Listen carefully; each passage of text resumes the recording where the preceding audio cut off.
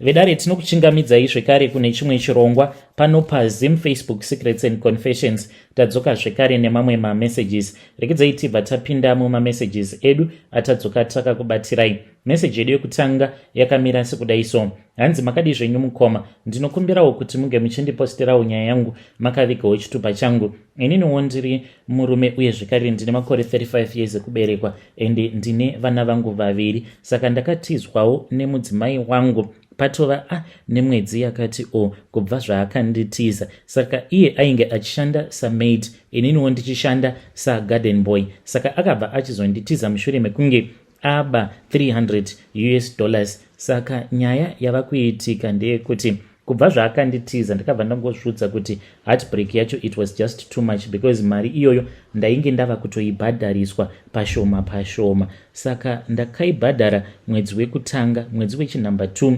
Pamba apa pandinoshanda pane mwana wepo, she is in form 6. Akabva anditi kwasara mari. Ndikabva ndamuudza kuti mari yainge yasara yainge iri $220 because ndainge ndisingakwanisi kuibhadhara yose kamwe chete. Akabva anditi alright, ndichakupai mangwana. So mangwana acho makuseni achienda kuchikoro akabva achizondipa $110. Akabva anditi muzoibhadhara mari iyi mobva mazopa baba. Ndakaitora mari iyi muswere wese wezuva mukoma. Ndainge ndakangoichengeta ndichiti zvimwe kuda maybe ainge abira vabereki vake. Mangwana acho futi akabva andipa zvekare imwe. Akabva anditi muzovapa, but akazoti time ndazofunga musavapa yose, chingovapai pashoma pashoma. So ndozvandakazoita mukoma, ndokubva ndachizoibhadhara mari iyaiya. So takabva tachizotanga kutaura paWhatsApp nekuti dzimwe nguva aikwanisa kungondisira mamessages usiku obva anditi what are you doing? Inini I am busy studying, like they were just general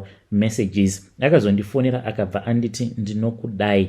Ndiyo nyaya iripo. So ndiri kutya kuti ndoita sei, ndodanana naye here kana kuti ndosiyana nazvo. Ndinokumbirawo kuti munge muchindibatsirawo. Kana mukandibetsera ndingafara chaizvo. Is she the woman that I am supposed to marry? Sematauriro ake uye zvekare ari kuti look at the brighter picture. Baba vangu munhu ane mari, you and I, if we get together, nekufamba kwenguva kana kuri kunzi tikambobva pano, because obviously my dad will get so mad.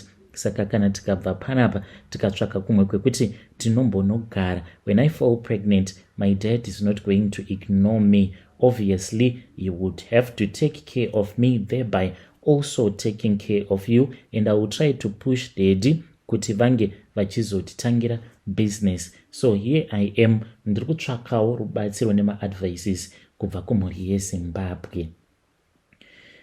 Hey, vedare ndo message iyo yandakatumidzirwa ichibva kuna mukoma vedu avo. Ngatizamei kuti tinge tichitaura navo mucomment section. Zvakangoma hazvo veduwe, hamusi muri kuda kubata moto unopisa here naye mukoma, asi let us try to assist him in the comment section.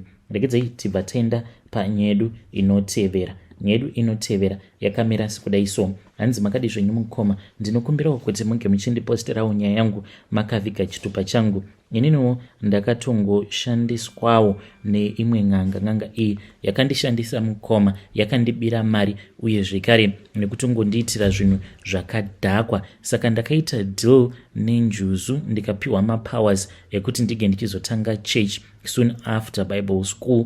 Then ndakanzi kana ndazotanga church ndaifanira kuzopota ndichienda kumadziva. Ndaenda kumadziva kuya ndaifanira kuti ndinge ndichizonokanda like mapage eBible zviya zvekuti ndaiti kana sanhasi kana kuri kunzi ndikaenda kudziva ndobvarura mapage eBible, mangwana zvekare ndobva ndaita saizvozvo. Zvose izvi mukoma Nash ndakazviita kwemazuva akati one day kuzonosvika ndichinozadzikisa mhiko dzacho dzose idzodzo. Ndakaenda ndikabva ndachizonovapa mari, ndikabva ndanzi kana wazotanga chechi yako zvaunofanira kuti unge uchizoita ndezvekuti pachechi pako panofanira kuti pange pachizova neswimming pool. Swimming pool iyi ndo yauchazopota uchibhabhatidzira vatendi vatsva avo vanenge vauya kuchechi kwako, uye zvekare muswimming pool umu ndo munenge muchigara njuzu yako, uye zvekare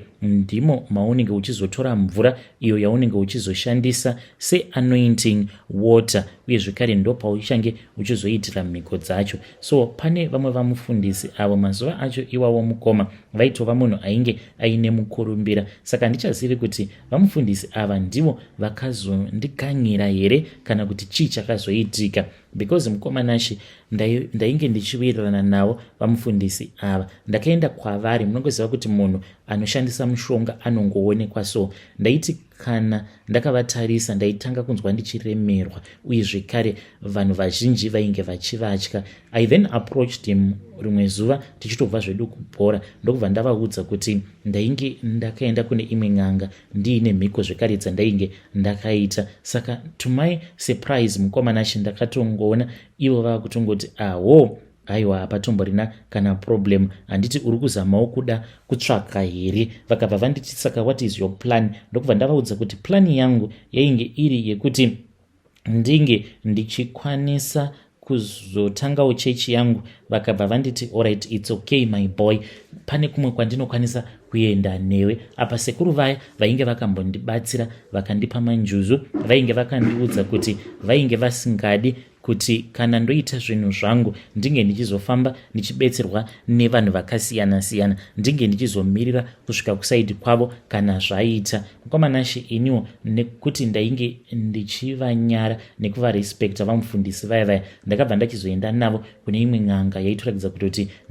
nen'anga iyoyo vaitowirirana. Handina zvakawanda zvandakapiwa mukoma Nashi, ndakangopiwa mushonga wandakanzi ndaifanira kuti ndinge ndichizogeza nawo 2 times but ndaifanira kuseta alarm pafoni pangu, ndobva ndazomuka huri usiku, ndobva ndachizogeza at least kutanga na11 kusvika kuma12:30. After that vakanditi unongotora mushonga iwoyo kana kuri kunzi unenge watadza woregedza kugeza nawo woenda unouflasha mutoilet, asi zvose izvi unofanira kuti unge uchizozviita wakatsinzinya. So ndakakwanisa kuseta alarm mukoma, ndokubva ndachizogeza nawo mushonga iwoyo kwemazuva 2, uye zvekare ndikabva ndachizopiwa umwe mushonga uyo wandakanzi after ndapedza kugeza mazuva 2 nawo mushonga wacho ndobva ndachizozvigeza makumbo angu. I think kuti ipapo mukoma Nashi ndipo pandakabva ndachizotanga kudhakwirwa neupenyu, zvinhu zvikabva zvatongotakwa. So mukoma Nashi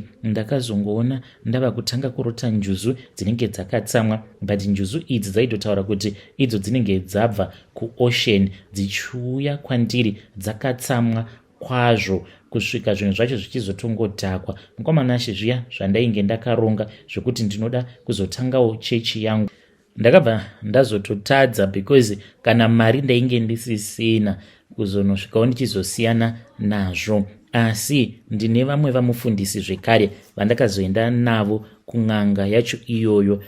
Mufundisi uyu ndisingadi hangu kutaura zita rake, but anozivikanwa hake nekutengesa anointing awa akati kuuya. Iniwo hangu handina hangu chandinacho kutaura kudai, but I feel relieved. It's not like ndiri munhu anonamata zvebhaibheri ndakazotongosiyana nazvo nekuti zvivi zvangu zvakanyanyisa kuwanda stereki, plus ndine zvimwe zvandakazoita soon after that, but ndakangozviudza kuti zviri nani kuti ndige ndichingoita hangu zvechivanhu, because ndakagara ndatoona kuti vanhu vazhinji muri kungoenda henyu kuchechi, asi muri kuenda kuchechi muchienda kunopembedza midzimu yevamwe. Ndikangoti zviri nani hangu kuti ndige ndichingodhila nemidzimu yangu directly. Hey vedare, ndo message iyo yandakatumidzirwa ichibva kuna mukoma vedu avo. Ngatizamei kuti tinge tichitaura navo mukoma vedu ava mucomment section. Strange things indeed they do happen in this world. Yo zvakangooma hazvo vedu we. Regedzai tibva taenda panyedu inotevera. Nyedu inotevera yakamira sekudai so. Hanzi makadi zvenyu mukoma, ndinokumbirawo kuti munge muchindiposterawo nyaya yangu makavigawo chitupa changu. Inini ndiri Rana, ndakanopiwa mushonga uyo wandinoisa pashopu pangu wakasangana nechimbuzi changu. Kuwanda kunenge kuchiita nhunzi muofisi mangu ndo kuwanda kwemakastomers. ininiwo ndinoitawo zvehardware. Ndine hardware yangu yandiinayo uye zvekare ndine kamwe kaoffice kangu ndinoita zvemaconsultation. Saka ndakabva ndachizonzi neng'anga iyo yainge ichindibatsira, unoziva here chinonzi chiflytrap? Ndikati hongu ndinochiziva. Zvikabva zvanzi unochitenga kana wava kuda kuti ndinge ndichikubatsira wobva wazouya nacho pano. Ndakabva ndachizoita saizvozvo mukoma, ndikanotora chiflytrap kuhardware kwangu ndikabva ndachizodarika nekumba kwavo sekuru avo vainge vachindibatsira, vakabva vachizoti ichi ndo chichakoka macustomers kuhardware kwako uye zvekare nemamwe makambani awo acho auri kuti unoshandidzana navo, uye vachati kana vaine maproject avanenge vainawo vanongouya kwauri direct. So mukomanashi ndakangofungidzirawo kuti sekuru ava maybe vari kuda kungotorawo machances. Vakaita zvavakaita mukoma ndokubva vazondidzosera chiflytrap chiya icho chandakanzi ndige ndichizoisa muofisi mangu uye zvekare neumwe mushonga wandakapiwa. It is very funny mukomanashi kuti kutori nemamillionaires anotouya kuoffice kwangu vanotoona kutoti muchiflytrap imomo munenge muine nhunzi dzinenge dzakati mako kuzara, asi nekuda kwekuti ndine mushonga wandinozora makuseni ega ndichienda kubasa, kunyange zvikanzi unenge waona kuti muoffice mangu munenge makazara nhunzi, ko ungagodii? Hapana kana zvaunokwanisa kuita kana kutaura, unenge uchingonzwa wakarukutika uchingoti yes sir. Kunyange uine mari kundidarika unenge uchingoti yes kwandiri. So mukomanashi ndiyo confession yangu iyo yandiinayo. Kana mukaposta nyaya yangu ndisiveseiwo ndichange ndichizotevererawo ndiri mucomment section. Vedare ndo message iyo yandakatumidzirwa ichibva kuna mukoma vedu avo. Zvakangooma hazvo vedu we, ngatizamei kuti tinge tichitaura navo mukoma vedu ava mucomment section pakaipa. Rekedzai tibva taenda panyedu inotevera. Nyedu inotevera yakamira sekudai so. Hanzi makadi zvenyu mukoma, ndinokumbirawo kuti munge muchindiposterawo nyaya yangu makaviga chitupa changu. Iwo ndo secret yemumhuri. Mukomanashi isusu kuromba zvedu takaromba, but tinotongoita zvinhu zvedu in secret. Kungori nemuroora 1 vamwe maiguru so ndivo vega vanotozviziva kuti isusu takaromba. The reason as to why maiguru ava vachizviziva, it is because bankuru ivavo pari zvino vane zvinhu zvacho izvozvo zvatinoshandisa muurombwa hwedu sedzinza, because ivo vana sekuru vakagara pasi semhuri vakabva vaona kuti zvainge zviri nani kuti vose vange vachizongofamba vari pamwe chete. Saka kwedu madzibaba edu akafamba aine chisungo chimwe chete chekuti ivo vafunga kuromba, hakuna akasara paakatanga kufambirwa nyaya dzacho idzodzo dzeurombwa. Nanhasi uno zvikanzi pane chinenge chaitika, tinotofanira kutoti tinge tichitofamba tose sedzinza. Uye zvekare vakadzi vedu vanenge vasingazvizivi nevarume vehanzvadzi dzedu vanenge vasingazvizivi, asi nguvawo ichazoti yakwana, sezvakangoitwawo vana amai vedu vakazotozivisiwa. Nguva yatopera, nguva yafamba, ndo pavakazoudzwa kuti aiwaka izvi ndo zvatakaita, ndo sarudzo dzatakatora sedzinza idzodzo. Madzitete vana baba vedu vose nana sekuru vakangofamba vari pamwe chete. Saka bankuru ava vasara ivo vacho vane zvinhu izvozvo vane prazi ravo ravainaro. Kune mombe dzakawanda kwazvo. Nguva kana yakwana yekuti tinge tichienda kunoomberera zvikwambo zvacho izvozvo zvedzinza, tinoendako tobva tanouraya bhuru. Rinofanira kuva riri bhuru dzvuku kana kuti reblack. Tinobva tachizotanga kudya nyama yacho iri mbishi yatinenge takwanisawo kudya. Yatinenge tisina kukwanisawo kudya tinongosiya zvakadaro. Mangwana patinozomuka tinobva tawana pasina kana chinhu. Dzimwe nguva tinokwanisa kungoslota iri mbudzi, asi kana iri sembudzi mukoma inototanga kutonwiwa ropa nezvinhu zvatinenge tisingaoni, whether anenge ari masikati kana kuti hunenge huri usiku. Kana uri mwanakomana wemudzinza, kana nguva yakwana yekuti unenge wava kuda kuroora, unotofanira kutoti unge uchitoenda kuprazi kwabankuru. Saka vane rimwe bhenji ravo iro rinongogarirwa nevaroora chete. Kana uri muroora mutsva unotofanira kutoti unge uchitogara pabhenji racho iroro. Saka bhenji iri mukoma rinototorwa, then wobva watogara pabhenji paya kutosimudzwa kubva pacouch kunzi muroora achimbogara pabhenji. Saka kutogara kwaunenge waita pabhenji ipapo kunenge kuri kutodudzira kuti vana vose vachabuda mauri, vana ivavo vanenge vatori part yeurombwa hwedzinza. Ndo mhiko idzodzo idzo dzakaitwa nemadzitateguru edu nanababa vedu. Ngoma kana mukaposta ndiziviseiwo. Vedare ndo message iyo yandakatumidzirwa ichibva kuna mukoma vedu avo. Naimi zvakangoma hazvo vedu we. Strange things indeed they do happen in this world. Ndo generational curses ka awo. Asi iwo mukoma vedu ava vakati, why are you saying it is a curse? How can it become a curse? Isusu tiri vanhu vane mari. Pakaipa. Ngatizamei kuti tinge tichitaura navo mucomment section. Rekezei tibva taenda panyedu inotevera. Nyedu inotevera yakamira sekudai so. Hanzi makadi zvenyu mukoma, ndinokumbirawo kuti muge muchindiposterawo nyaya yangu makaviga chitupa changu. So inini I suspect kuti I can't give birth. It is because ndakapinda marriage the first time zvikaramba. Ndikauya kunoku kuSouth Africa ndikagara nemurume umwe wandakasangana naye, tikatangara tose zvikaramba. Ndikagara neumwe, varume vandagara navo kusvika pari zvino mukoma ndagara nevarume 5.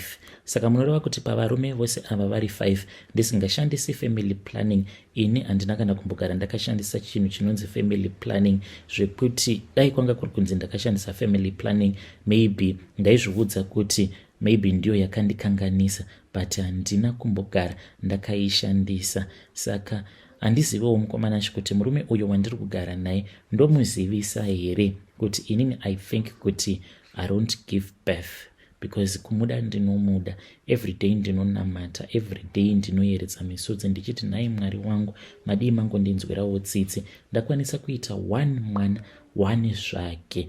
Zvinorwadza mukoma uchiona vamwe vanenge vaine vana vavo, seeing them very happy. Iniwo chishuvirowo changu chemoyo kuti dai ndakwanisa kuita mwana. Moyo wangu unorwadza kunyange ndikanzi ndaona kunyange mukadzi anenge aine pamuviri, moyo wangu unobva watanga kurwadza. Vedare ndo message iyo yandakatumidzirwa ichibva kuna vanzvadzi vedu. Zvakangoma hazvo vedu we. Ngatizamei kuti tinge tichitaura navo vanzvadzi vedu ava mucomment section. Zvakangoma hazvo vedu we.